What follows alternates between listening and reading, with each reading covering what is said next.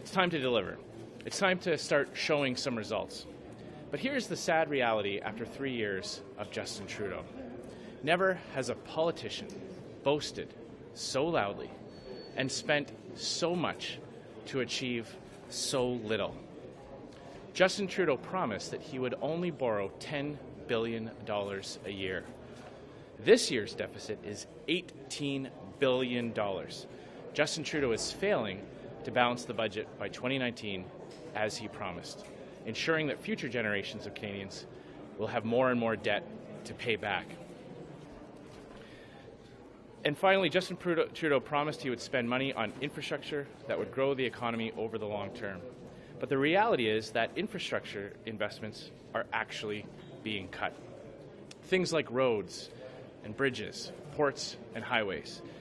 These are the facts to remember when we hear the Liberals trying to take credit for our recent economic performance, or when they talk about helping families.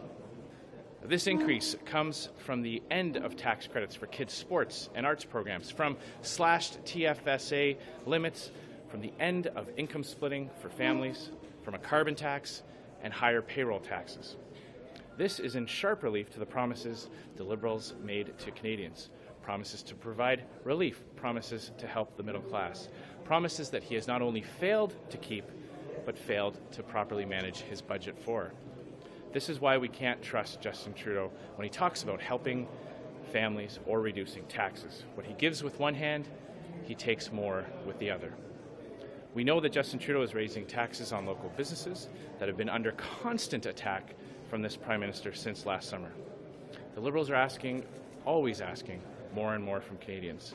Regular families have to give up their benefits and pay more in taxes so that Justin Trudeau can have more to spend on Liberal pet projects, or even on himself.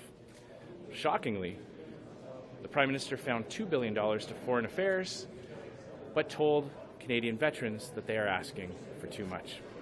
Would you cut to try and get the books back to balance in 2019? As we go forward into the next election, we will put forward a campaign plan that is based on fiscal responsibility. I'm pointing out today that Justin Trudeau has failed to keep his promises. He promised that this year's deficit would only be $6 billion. It is 300% higher than that. This is clearly an irresponsible government.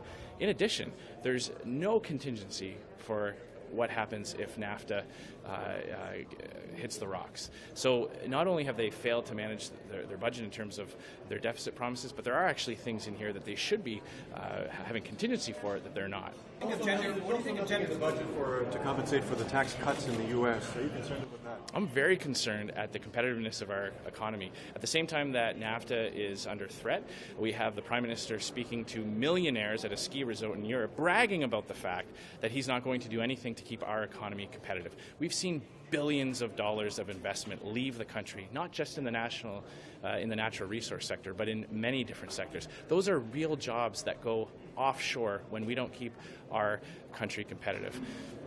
The budget also promises with gender pay equity measures as well as possibly a national pharmacare plan. What are your thoughts on those two initiatives? Well, I do not trust this government to take Kathleen Wynne's team to put forward any kind of plan, never mind one in the healthcare field. Anytime you have Kathleen Wynne's team designing things, Canadians should brace themselves.